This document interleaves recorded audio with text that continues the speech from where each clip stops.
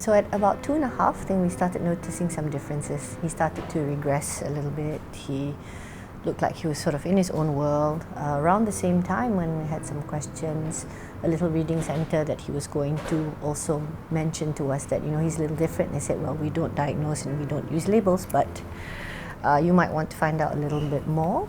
I think by the time he was 3, at his birthday, it was quite obvious when he didn't really want to play with other children. He was very focused on just with the slide, and got to see a developmental pediatrician. We were fortunate to see Dr. Rajini. Actually, before that, we went to a speech therapist first, because we figured that even if it wasn't autism, if it was something else, he did have a delay, so he would need some help anyway. And the speech therapist also said, you need to see somebody. And then when we got the diagnosis from Dr. Rajini, I think,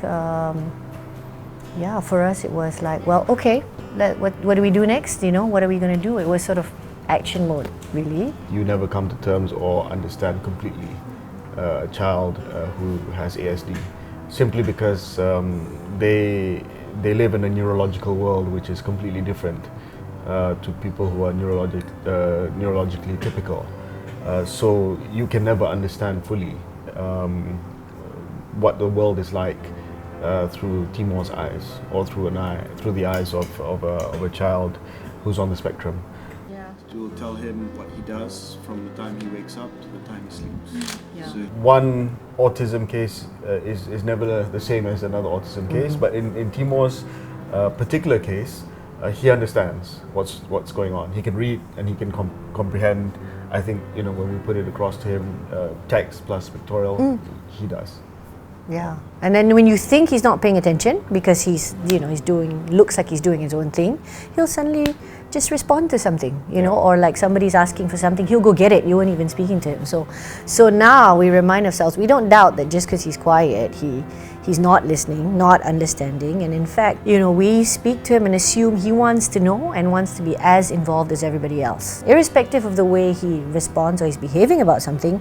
But he definitely wants, where he wants to know too, and he'll and hang he's very about. clear with his choices. If he wants to do something, he'll say yes. If he doesn't want to do something, then he's very clearly decided that he doesn't want to do it, which is good, because that's communicating, and it's communicating with clarity. If it boils down to it in a nutshell, what do you want for, as a parent, what do you want for children? And independence for sure, and happy and purposeful, meaningful life, right? Now how that looks like, of course, in a lot of ways, sometimes we get very specific about it. We imagine certain things because of personality or because of our own hopes or ambitions, but, and of course, maybe now with Timor it's going to look different, but essentially that's what it is. And we have to teach him the same things that we're going to have to teach all our children. It's just that his way of understanding is going to be a bit different, and we're going to break it down more. We have to be much more explicit. We have to repeat much more. But he's got to learn the same things. I mean, puberty is coming. And also, for example, about fulfilling his potential. I think you don't want to sell short a child with disabilities, with different abilities. To say that as long as he can be independent, that's good enough. I think. As parents, you want to see some potential in your child. So, for instance, he's very good with visual, creative arts, whether it's on he draws straight lines without rulers. Whether it's on digital medium or whether it's on physical paper. Sometimes he likes to ruffle stuff up because he likes the paper to feel softer. To all Malaysians, I hope that you can take the opportunity of the Autism Awareness Month to read up a bit about autism, because even though it doesn't affect you or anybody in your family right now, there are many Malaysians on the spectrum. And just as it is with other forms of disabilities, the greatest tragedy is if you cannot allow for that person to fulfill their potential.